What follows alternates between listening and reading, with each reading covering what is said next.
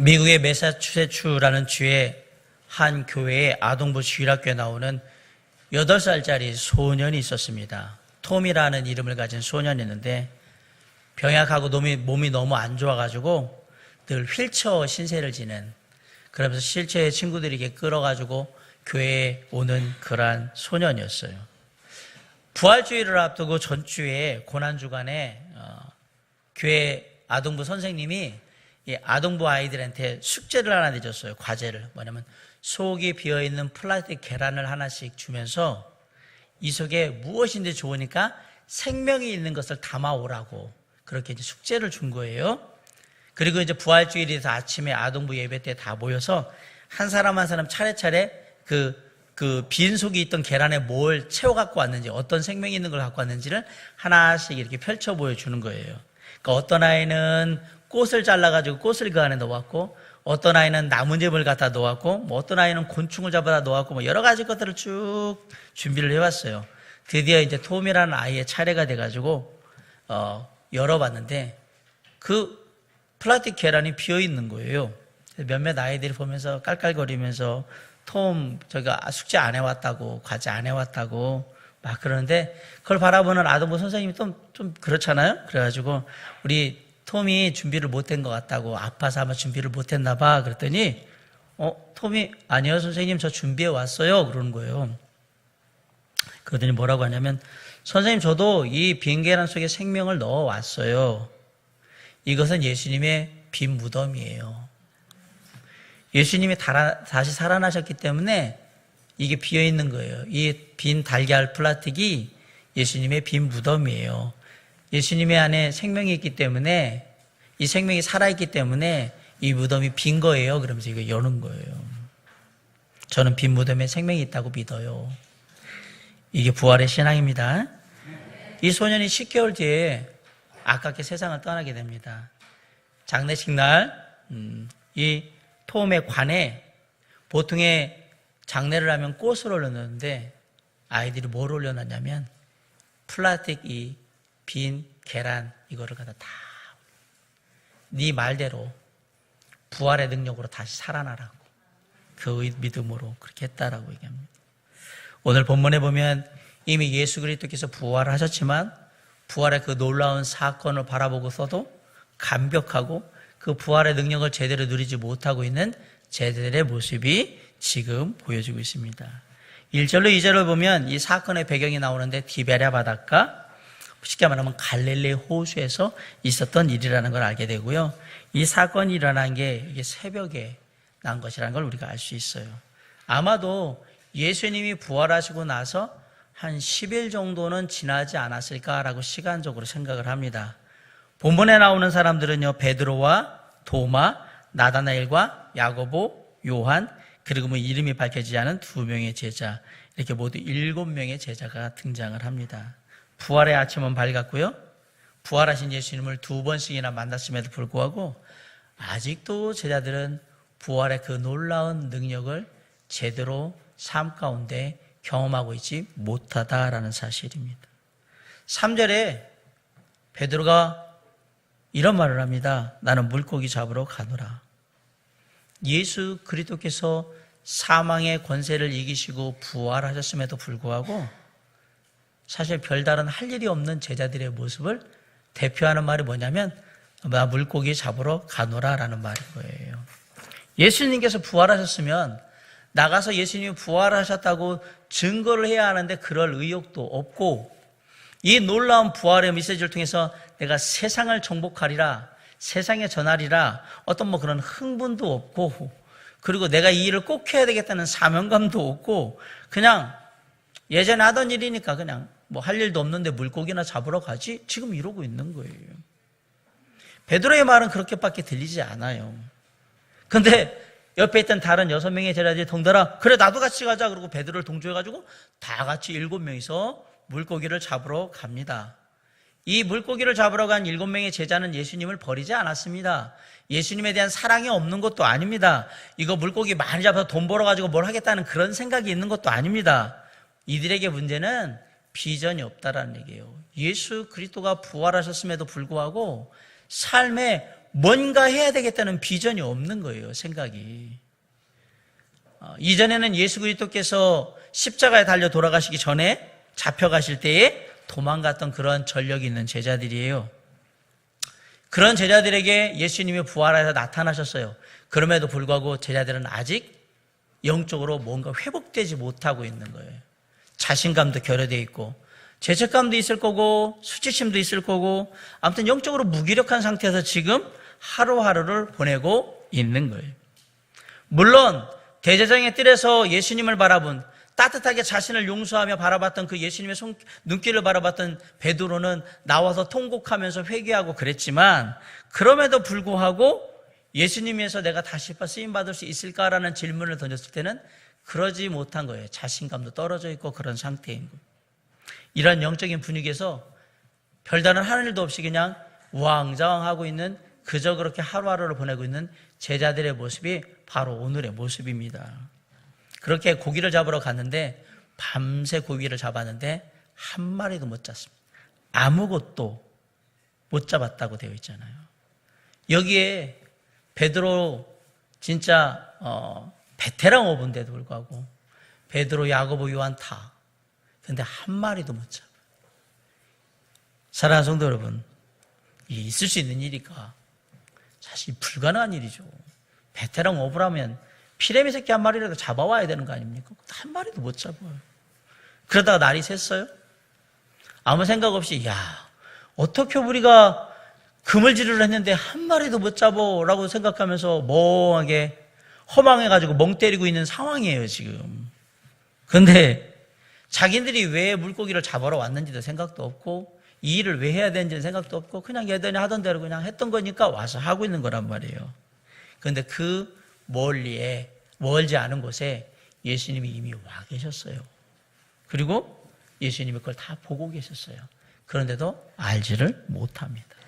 5절에 보니까 고기를 한 마리도 못 잡고 밤새 헛수고해서 허탄한 마음으로 그러고 있는 제자들을 향해서 예수님이 말씀하십니다. 얘들아, 너희에게 고기가 있느냐?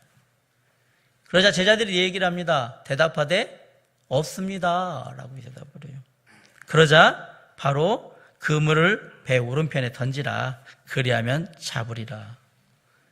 제자들이 이 음성을 듣고 그물을 던지는데 놀라운 사실은 이게 예수님의 음성이라는 사실을 모르고 있다라는 거예요. 다시 말하면 이거 예수님이 명령하신 거니까 던져야지, 예수님이 말씀하시니까 그래도 믿고도 한번 해봐야지, 이런 생각으로 던진 게 아니라는 얘기죠. 혹시 낚시해 보신 분들 이 분위기를 좀 이해할 것 같아요. 밤새 만약에 낚시를 했는데 한 마리도 못 잡았어요. 근데 이렇게 다른 낚시꾼이 지나가다가 뭐 많이 잡았습니까? 라고 한 마리도 못 잡았어요. 그러면 저쪽 가서 저쪽에도 한번 좀 던져보세요. 괜찮은 것 같으니까. 그러면 뭐 할까요? 그래, 뭐 여기서 한 마리도 못 잡았는데 저쪽에 잡으라 그러니까 저기 가서 한번 던져봐야지.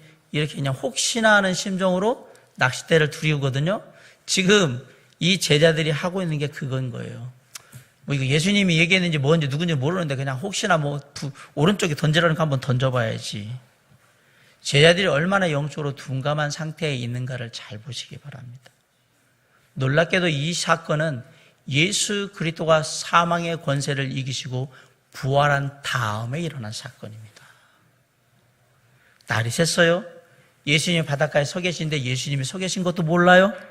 영적으로 정말 시각 자체가 문제가 있어요. 보면 또 예수님께서 고기 있냐고 물어보니까 못 잡았다고 얘기하는데 그 음성이 예수님의 음성인 것도 몰라요. 그물 오른편에 던지라는 얘기도 예수님의 음성인지 못 알아들어요. 놀랍게도 3년을 같이 밥 먹고 지내면서 맨날 예수님의 말씀을 들었는데도 불구하고 그 음성을 깨닫지 못합니다. 영적으로 얼마나 무감각한가를 잘 보십시오. 부활하신 예수 그리스도가 함께하고 있는데도 불구하고 얼마나 영적으로 무감각한가를 잘 보시란 말입니다. 아직도 깨닫지를 못해요. 근데 그물을 오른쪽에 던졌는데 놀랍게도 큰 물고기가 많이 잡혀서 그물을 끌어올릴 수가 없을 정도로 엄청나게 잡힌 거예요. 그 시간에도 예수 그리스도가 그 일을 이루신 분이라는 걸 깨닫지 못합니다. 누가복음 5장 4절에 보면 예수님께서 공생의 초기에 제자들을 부르실 때, 베드로와 요한을 부르실 때 이와 비슷한 사건을 이미 보여주셨습니다. 베드로와 요한한테 깊은 데 가서 금을 던지라고 해서 던졌는데, 거기에서 그 물에 너무 많이 물고기가 잡혀가지고 찢어질 만큼 그만큼 잡아오거든요. 오늘 상황과 되게 유사한 사건인데 불구하고 깨달음이 없어요. 이거 어디서 많이 해봤던 건데? 불과 3년 전의 일인데, 3년도 안 된 일인데 지금 기억을 못해요. 아주 비슷한 경험인데 그 경험을 통해서 만났던 예수님을 떠올리지를 못합니다. 그리고 저기 서 계신 분이 예수님이란 것도 알지도 못합니다. 저기서 말씀하신 분들이 예수님이 말씀하신 거라는 것도 알아듣지도 못합니다. 영적으로 얼마나 둔감한 상태에 있는가를 잘 보셔야 합니다. 누가복음 5장 10절에 보면 예수님이 제자들한테 이렇게 얘기하죠. 이후로는 네가 사람을 취하리라. 내가 너를 사람을 낚는 어부로 삼겠다. 이 얘기를 하셨잖아요. 그러자 베드로와 요한이, 제자들이 어떻게 해요? 베드로, 안드로, 야고보, 요한이 육지에다 배를 대놓고 그거 다 버려두고 주님을 쫓아갔다라고 성경이 분명히 기록하고 있어요. 그런데 오늘 베드로가 뭘 얘기했느냐면, 야, 우리 할 일도 없는데 가서 물고기나 잡자고 제안을 했고 다른 6명의 제자가 따라가요. 그런데 아무 소득도 없이 그 베테랑 어부들이 하루 종일 밤새 그물질을 했는데 한 마리도 못 잡아요. 영적으로 허송세월을 했어요. 그런 제자들에게 예수님이 찾아오신 거예요. 그런데 놀라운 변화가 7절에 일어나요. 153마리의 큰 물고기를 잡고 난 후에 예수님의 사랑하시는 제자 요한이 비로소 예수님이 계신 것을 발견을 합니다. 그리고 뭐라고 했냐면 주님이시라 라고 소리를 쳐요. 그러자 그 소리를 듣자마자 베드로가 주님을 바라보고 그물을 끌어당기는 작업을 놓고 겉옷을 입고 그대로 물에 뛰어들어서 헤엄쳐서 주님 앞에 달려와요. 그렇게 육지에 달았는데 거기에 놀라운 장면이 펼쳐져 있는 거예요. 9절에 보세요. 육지에 올라오니 숯불이 있는데 그 위에 생선이 놓였고 떡도 있더라. 예수님께서 그렇게 해서 육지에 올라온 제자들에게 얘기해요. 지금 잡은 생선을 좀 가져오라고. 그리고 다음에 얘기합니다. 와서 조반 먹어라. 아침 식사하라고. 예수님께서 제자들을 위해서 친히 아침 식사를 다 준비를 해놓으신 거예요. 제자들이 잡은 물고기 수는 153마리입니다. 아주 크고 실한 물고기 153마리를 잡아서 그물을 끌어없을 정도로 그렇게 많이 잡았습니다. 이 상황에서 예수님이 이제 그 숯불을 켜놓고서 제자들을 모아놓고 이제 식사하고 난 다음에 뭔가를 얘기하려고 하는 거죠. 와서 아침 먹으라고. 빵 구워놨고 생선 구워놨으니까 아침 먹자고 얘기를 해요. 자, 십자가 지기시기 전날 최후 만찬에서 예수님께서는 제자들의 발을 씻기며 섬겨주셨어요. 그런데 오늘은 놀랍게도 아무것도 못하면서 고생했던 그 제자들에게 물고기 잡게 하시고요. 밤새 고생한 제자들을 위해서 아침을 섬겨주시는 분이에요. 주님은 이렇게 좋은 분입니다. 사랑이 많으신 분이에요. 예수님께서 친히 허기진 제자들의 배를 채워주시길 원한 거예요. 자, 와서 아침 먹으라는, 조밥 먹으라는 예수님의 말을 들었을 때 제자들이 어떤 마음이었을까요? 바로 못 먹죠.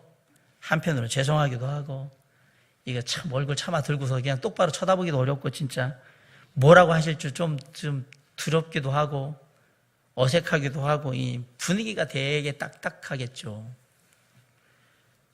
이게 제자들이 예수님을 풀로 섬겨도 시원찮을 판에 오히려 예수님이 진짜 쓸데없는 짓 하고 있었던 이 제자들에게 와서 쓸데없는 짓을 쓸데있는 짓으로 만들어 주시는 것뿐만 아니라 허기져 온 제자들을 위해서 풀로 서비스를 다 하고 계시니 얼마나 무안하고 미안하고 얼마나 그렇겠어요. 그냥 바로 먹을 수가 없을 거예요, 이게. 거기다가 또 이렇게 숯불 펴놓으면 거기에 트라우마하고 있는 한 사람 또 있죠, 여기? 성 배씨 이름은 들어라고. 숯불만 피면은 막 안 좋은 기억이 나는 사람이 있어요. 대제사장께서 숯불 쬐고 있다가 예수님 3번이나 배반했던 이 베드로는 참 이 숯불을 쬐고 있는 것 자체가 아주 안 좋은 트라우마를 기억하게 만드는데 놀랍게도 지금의 숯불은 허기진 베드로의 배를 채우며 따뜻하게 격려하고 평안함을 주기 위한 주님의 사랑입니다. 놀랍게도 얼마나 주님은 좋으신 분입니까? 그런데 이 베드로와 제자들에게 생선과 빵을 건네주시는 예수님의 손에는 틀림없이 뻥 뚫린 못자국이 있었을 겁니다.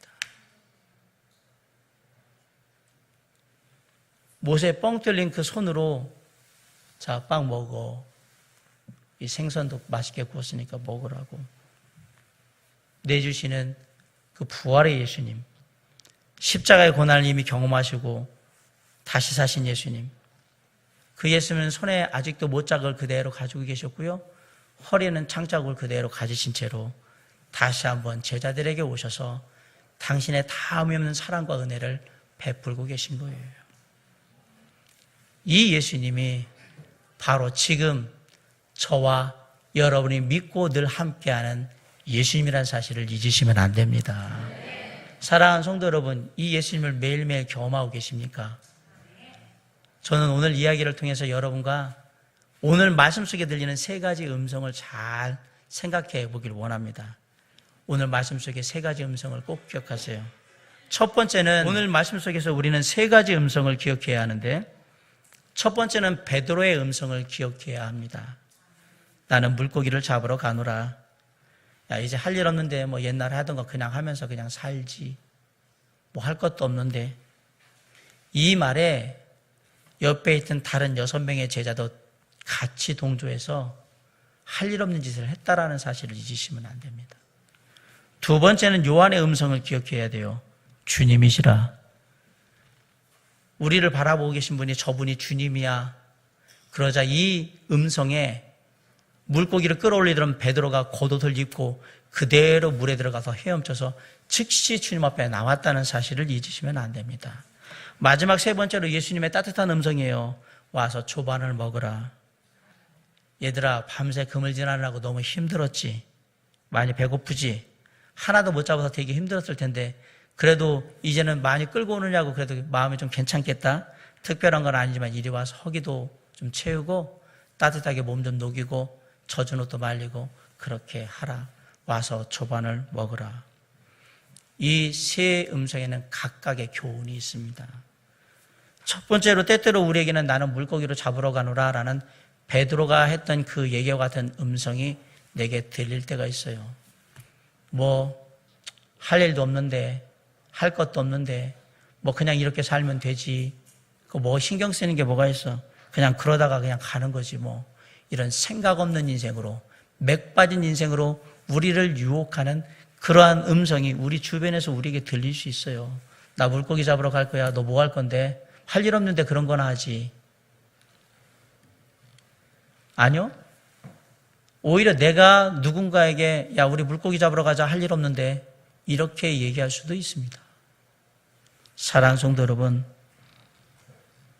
우리의 모두의 삶은요, 하나님 안에서 분명한 목적을 갖고 하루하루 살아가는 그런 삶이어야 합니다. 아침에 눈을 뜨는 그 순간 주님 감사합니다. 오늘도 우리에게 새로운 하루의 생명을 허락하셨으니 오늘도 주님께서 계획하신 바에 따라서 주님이 원하신 바 우리의 삶을 드려서 제 삶이 주님 앞에 온전히 이루어지는 삶이 될 수 있도록 이끌어 주시옵소서. 주님, 제가 오늘 무엇을 해야 할까요? 어떤 일을 이루어야 될까요?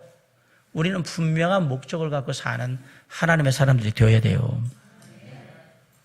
이렇게 베드로처럼 뭐 할 일 없는데 이거나 하고 있지 뭐 옛날 했던 건데 이런 거나 그냥 하면서 살면 되지 않겠어? 그건 우리가 해야 할 말이 아니라는 얘기를 제가 드리고 싶은 겁니다. 주어진 주님 안에서 인생 허송세월 하시면 안 됩니다. 제자들은 부활하신 주님과 있으면서 이렇게 허송세월하며 버릴 때가 아니었는데도 불구하고 그러고 있잖아요. 놀라운 건 그런 제자들을 다시 이렇게 세우시는 주님의 은혜예요.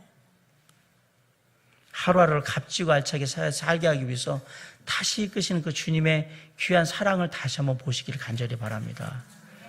내가 공부하는 학생이라면 내가 왜 공부하는지를 알아야 돼요. 내가 직장 다니는 직장인이면 내가 왜 이 직장에서 일하고 있는가를 분명히 생각해야 돼요. 사업하는 분들은 내가 왜 주님 안에서 이 사업을 하고 있는가를 깊이 생각하셔야 합니다. 내가 가정주부예요? 아이들을 돌보고 있어요? 이 모든 가정을 돌보고 아이들을 돌보는 것에서 궁극적으로 이루고자 하는 것이 무엇인지 분명히 주님 안에서 생각하면서 그 일들을 해야 한다는 얘기입니다. 그냥 할 일 없으니까 그냥 하던 거니까 생각 없이 그 일을 하는 삶을 살면 베드로와 똑같아요. 그냥 할 일 없는데 물고기나 잡으러 가지, 이게 그리스도인의 인생이 되어서는 안 된다라고 말씀드리고 싶은 거예요. 뭐 과거에도 그렇게 살았는데 뭐 지금이라 잘 산다고 뭐가 되겠어? 옛날에도 그렇게 살았는데 뭐 그렇게 살았은 거지 뭐. 아니요. 과거에는 그렇게 살아서 실패하고 실수하고 잘못했을지라도 지금부터는 그렇게 살면 안 되는 거예요. 예수 그리스도께서 나의 잘못과 실수와 허물 때문에 십자가에 돌아가심으로 말미암아 그 모든 것을 깨끗게 하셨다는 얘기는 다시 새로운 시작을 할 수 있는 기회가 우리에게 주어졌다는 얘기입니다. 옛날에 하던 대로 할 일 없이 물고기나 잡으러 가자는 게 우리의 얘기가 돼서는 안 된다는 얘기입니다. 주님이 부활하신 이유가 뭐냐요? 주님은 실패와 실수와 허물과 잘못을 성인 우리를 십자가의 대속의 은혜로 구원하심으로 말미암아서 새롭게 된 너희에게 이 땅의 삶을 지금부터 하나님의 자녀답게 생동감 있게 정말 힘있게 승리하며 살 수 있는 뭔가 새로운 시작을 위해서 나타나 주신 거예요. 너희 지금 그렇게 살 때가 아니야. 내가 살아서 너희들과 지금 이해하는 시간들, 너희들을 만나는 시간들은 너희에게 새로운 의미를 주는 거라는 걸 알게 하시는 거예요. 내 마음속으로는 나는 본래 그런 인간이야. 별로 쓸모도 없고 뭐 세상에서 말아주는 사람도 아니고 뭐 그저 그렇게 살아왔어 라고 내 마음 스스로 그렇게 생각하고 있을지 몰라도 부활하신 주님이 이 쓸모없던 베드로를 쓸모있는 사람으로 만들었던 것처럼 주님이 우리를 그렇게 변화시키는 거예요. 그게 부활의 능력이에요. 실패자 베드로, 예수님을 3번씩이나 배신했던 그 베드로, 그리고 다른 6 제자들, 이렇게 부활하신 주님을 통해서 새롭게 도전받고 난 다음에 오순절에 성령이 강림한 다음에 어떻게 합니까? 목숨을 걸고 예수 그리스도의 은혜와 사랑을 전하지 않습니까? 변했잖아요. 부활하신 주님을 진짜로 만나고 나면 변하는 거예요. 내가 누구인지, 내가 뭘 해야 하는지, 어떻게 살아야 되는지 그 답이 이미 나와 있는 거예요. 날마다 주님 앞에서 그것을 다시 되뇌이면서 주님, 저는 물고기를 잡으러 할 일 없다고 가지 않겠습니다 라고 다짐하며 주님 앞에 나아가기 위해서는 나는 물고기 잡으러 간다는 베드로의 음성이 우리의 삶을 유혹하고 이끌어가지 않도록 늘 깨어 있어야 한다는 사실을 잊으시면 안 됩니다. 2번째로 우리가 기억해야 될 음성은 요한의 음성입니다. 주님이시라. 참 놀라운 일이에요. 3년을 같이 지냈는데 같이 밥 먹고 자고 같이 다니면서 3년을 지냈어요. 그리고 지금 물고기를 잡고 있는 제자들과 예수님과의 거리는 100m 안쪽이에요. 50칸이니까. 웬만하면 주님 같은데 뭐 이렇게 하거나 얘들아 물고기 많이 잡았니? 그럼 이거 주님 음성인데 이 정도는 알아들어야 되는 거 아닙니까? 3년인데 놀랍게도 다 못 알아듣고 못 보고 있습니다. 그냥 저기서 형체만 봐도 저 오시는 거 주님 같은데 이 정도는 돼야 되는 거죠. 3년을 같이 먹고 자고 했는데 모르잖아요 지금. 이 얘기는 부활하신 주님을 만나고도 제자들이 얼마나 영적으로 둔감한가를 그대로 보여주는 사실이에요. 저와 여러분 가운데 역사하신 하나님은 우리를 십자가의 대속의 은혜로 구원하신 하나님일 뿐 아니라 사망의 권세를 깨트리고 이기셔서 부활하신 능력의 하나님인데도 불구하고 우리의 삶이 왜 무기력하냐? 잘 생각해 보십시오. 이 제자들이 우리의 삶이면 안 되는 겁니다. 주님이 있는데도 주님을 못 알아보고 주님이 말씀하시는데도 못 알아듣고 그러고 살면 주님이 왜 부활하셔서 이들을 만나야 됐을까? 잘 생각해 보세요. 놀라운 일이에요. 3년을 같이 지냈는데도 알아보지도 못하고 알아듣지도 못하고 앉아있어요. 이야, 그럼 가까이 계셨잖아요. 100m면 먼 거리도 아니에요. 근데 못 알아봐요. 이게 뭘 의미하는 걸까? 우리가 이들과 같이 이렇게 살 수 있어요. 그냥 일상의 삶 가운데 주님을 바라보지 못하고, 주님이 늘 함께 하는데도 불구하고 알지 못하고, 주님이 늘 나에게 말씀하시는데도 불구하고 그게 주님의 음성인지도 모르고 그냥 막 사는 거예요. 예수님께서 매일매일 시시때때로 우리에게 말씀하시고 우리와 함께 하십니다. 부활의 주님이 늘 함께 하십니다. 자, 보세요. 주님이 이미 우리 곁에 와 계세요. 그리고 쟤들은 이미 이전에 이런 경험이 있어요. 비슷한 경험이. 그러면 딱 보면서 예전에도 고기 한 마리도 못 잡다가 예수님이 얘기하셔가지고 우리가 고기 무지하게 많이 잡았는데 예수님인가? 그러면 쳐다보던지, 이거 예수님이 하신 일 아니야라고 생각을 하던지 뭔가 해야 되는데, 삶의 축에 놀라운 영적인 경험을 했음에도 불구하고 아무 의미가 없어요. 예수 그리스도께서 우리에게 하셨던 놀라운 삶의 은혜들을 이미 숱하게 경험했음에도 불구하고 그게 지금 아무 의미가 없단 말입니다. 그것과 내 삶이 아무렇게 연결되어 있지 않은 거예요. 그냥 별개인 거예요, 다. 신앙의 경험이 있었다면, 아, 이거는 주님의 음성인데, 주님이 하시는 일인데, 주님이 아니면 이렇게 못할 텐데, 예수님이 와 계신가? 찾아봐야죠. 주님이 함께 하시는 법. 그리고 고백해야죠. 그런데 그러지 못해요. 여러분, 일상의 평범한 삶 속에 주님이 함께 하십니다. 내가 할 일 없어서, 별 볼 일 없어서 막 아무거나 하고 있다고 해서 주님이 멀리 계신 게 아니고요.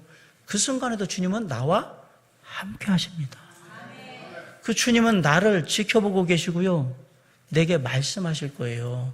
당신아 뭐하니? 당신아 이거 잘하고 있니? 어려운 건 없니? 놀랍게도 내가 못 보고 내가 못 알아듣는 거예요. 주님이 계속 옆에 계셔서 말씀하십니다. 차를 타고 가다가 운전을 하면서도 주님을 만날 수 있고요. 사람들하고 이야기하는 속에서도 나는 주님을 만날 수 있고요. 내가 좋아하는 책을 읽는 그 순간에도 주님을 만날 수 있고요. 내가 좋아하는 노래를 들으면서도 주님을 만날 수 있고요. 내게 맡겨진 일을 하면서도 주님을 만날 수 있고요. 시간이 나서 따뜻한 커피 한잔 하면서 쉬면서도 주님을 만날 수 있습니다. 아, 주님이 나와 함께 하는구나. 주님이 나를 보고 계시는구나. 주님이 나에게 말씀하고 계시구나. 그러면 이렇게 외쳐야 돼요. 주님, 주님이시군요. 주님이 함께 하시는군요. 그러면 어떻게 해야 되는지 아십니까? 자, 요한이 예수님을 보고 주님이시라 외쳤을 때 제일 먼저 움직인 사람이 누구였죠? 베드로였습니다. 베드로가 더우니까 옷 벗고 뭐 했을까요? 금을 막 끌어올리고 있었겠죠. 근데 주님이시라는 얘기를 딱 듣자마자 그래도 주님한테 예의는 지켜야 되니까 우통 벗고 갈 수는 없으니까 겉옷 딱 입고, 그리고 어떻게 해요? 야, 우리 배 끌고 가자. 아니죠. 주님이시라는 얘기를 들으면서 베드로가 어떻게 했는지 보세요. 그냥 물로 뛰어들어서 헤엄쳐서 나오잖아요, 먼저. 우리가 그분이 주님이신 걸 알면 즉각적으로 주님께 나아가야 합니다. 주님이시라고 내가 깨달은 그 순간에 주님, 제가 주님께 나아갑니다. 제가 주님께 나아갑니다.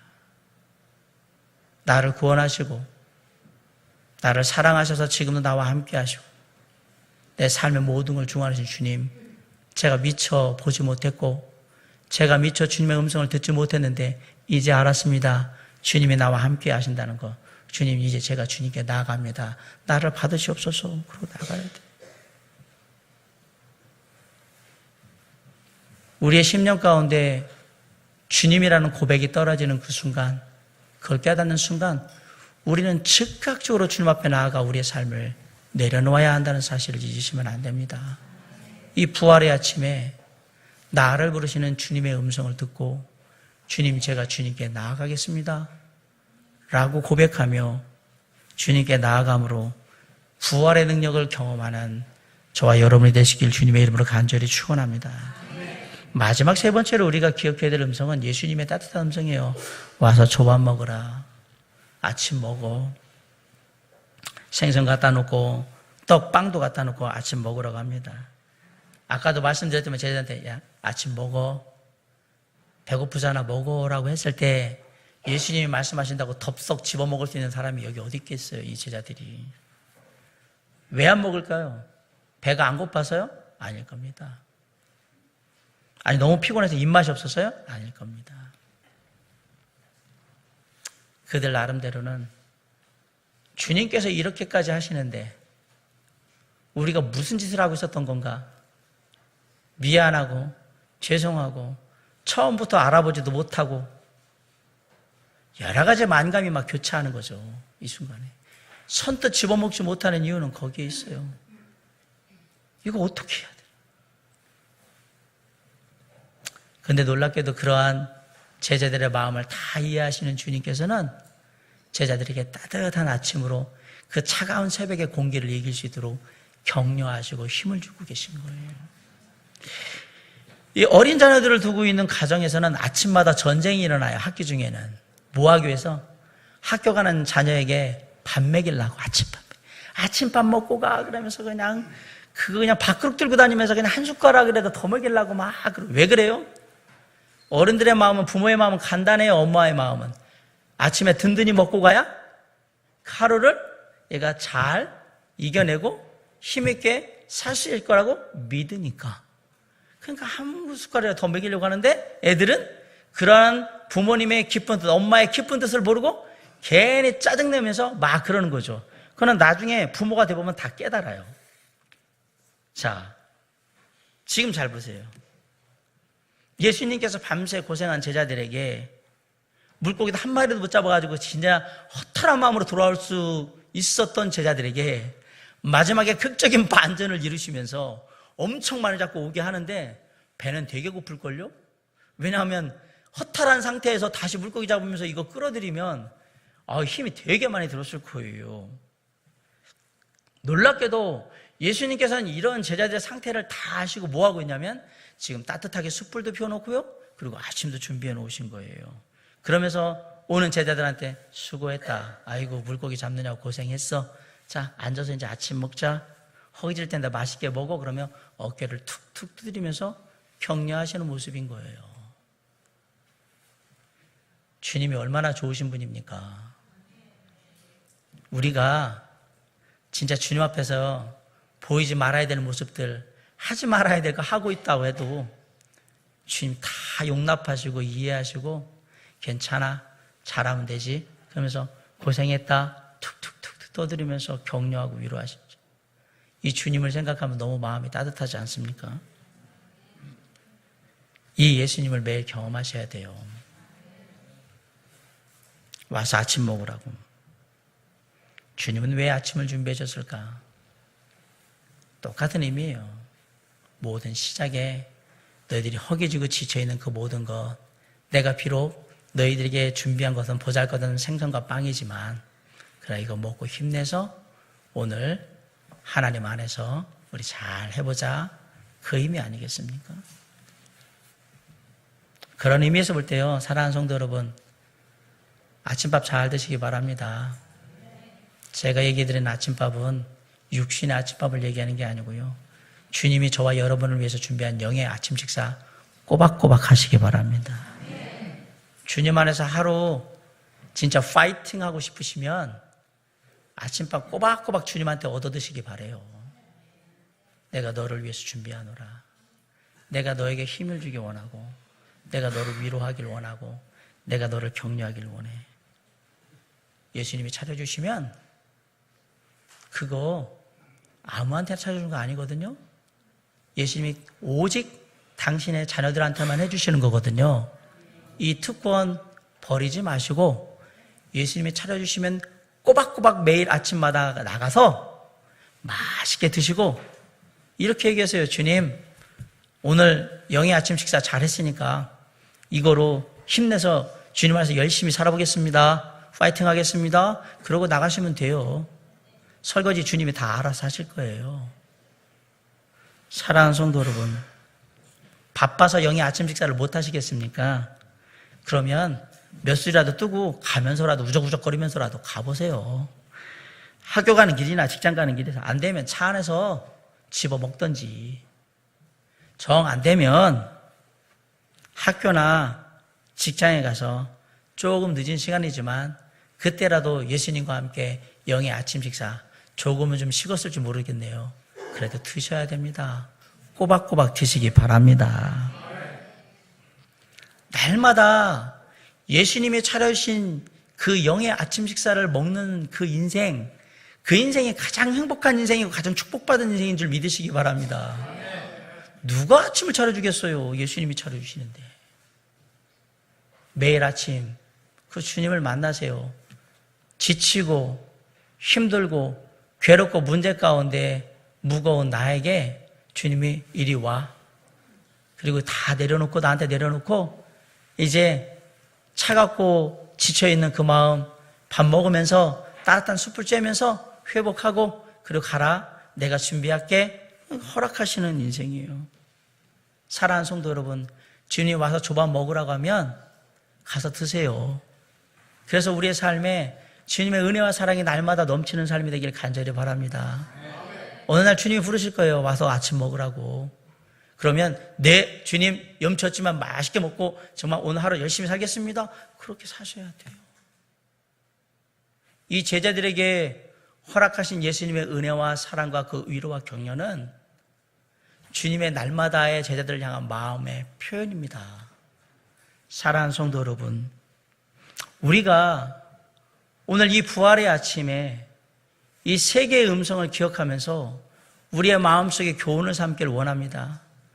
정말 부활하신 하나님, 능력의 하나님, 우리 주 예수 그리스도가 내 안에 함께하고 있을 때 난 할 일 없으니까, 할 것 없으니까, 뭐 그저 그렇게 살았으니까 우리 물고기나 잡으러 가자라는 베드로와 같은 삶의 목적 없는 맥 빠지게 하는 그런 삶의 말들이 내 입술을 통해서 내 귀를 통해서 들어오지 않도록 우리는 주의해야 합니다.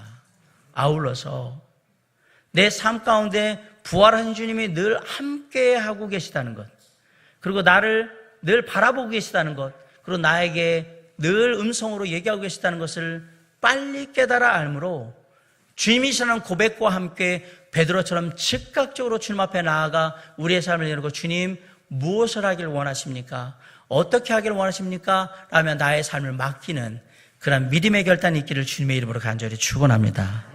마지막으로 그런 우리를 위해서 지치고 힘들 때마다 주님께서는 영의 양식을 준비하셔서 우리에게 허락해 주실 거예요. 그래서 우리를 더욱더 따뜻하게 하실 것이고 우리를 더욱더 굳건하게 하실 거고 우리를 더욱더 충만하게 해 주실 거예요. 그 영의 양식을 날마다 주님과 함께하는 그러한 저와 여러분이 된다면 우리의 삶이 힘들고 지치고 어려운 세상에서의 삶이지만 부활의 능력과 그 은혜와 그 역사하심을 날마다 경험하러 말미암아서 승리할 수 있는 삶을 살게 될 겁니다. 오늘 이 부활의 아침에 이 세 개의 음성이 저와 여러분에게 귀한 교훈이 되어서 다시 한번 부활의 아침에 정말 하나님의 자녀로서 승리하는 삶을 다짐하고 우리 주 예수 그리스도의 은혜와 그 능력을 힘입는 그러한 귀한 믿음의 시간, 은혜의 시간으로 주님 앞에 나아갈 수 있기를 주님의 이름으로 간절히 축원합니다. 기도하시겠습니다.